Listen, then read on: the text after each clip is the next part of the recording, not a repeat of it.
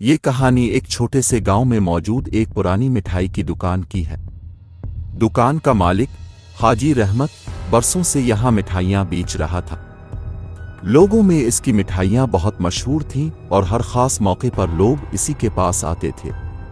ایک دن ایک اجنبی گاؤں میں آیا اور حاجی رحمت کی دکان پر گیا۔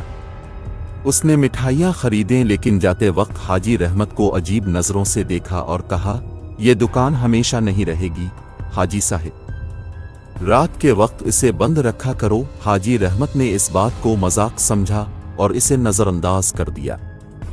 کچھ دن بعد حاجی رحمت نے محسوس کیا کہ رات کو دکان میں عجیب آوازیں آنے لگی ہیں، جیسے کوئی اندر چل رہا ہو یا مٹھائیوں کے ڈبے کھول رہا ہو۔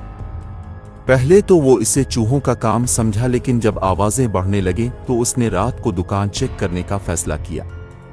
ایک رات جب حاجی رحمت اپنی دکان کے قریب پہنچا تو دیکھا کہ دکان کی کھڑکیاں خود بخود کھل رہی ہیں اور اندر سے ہلکی روشنی نظر آ رہی ہے۔ جب وہ اندر گیا تو دیکھا کہ ساری مٹھائیاں بکھری پڑی ہیں اور دکان کا ماحول خوفناک ہو گیا تھا۔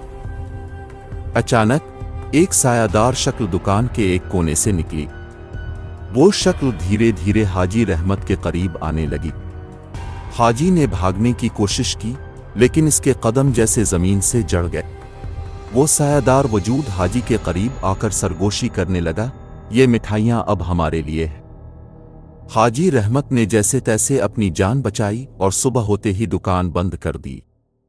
اس دن کے بعد سے کوئی بھی اس مٹھائی کی دکان کے قریب جانے کی جرأت نہیں کرتا۔ کہتے ہیں کہ رات کو وہاں آج بھی عجیب آوازیں سنائی دیتی ہیں، اور جو کوئی وہاں مٹھائی لینے جاتا ہے کبھی واپس نہیں آتا۔ یہ دکان اب ویران ہو چکی ہے، لیکن لوگوں کے دلوں میں اس کی خوفناک کہانی آج بھی زندہ ہے۔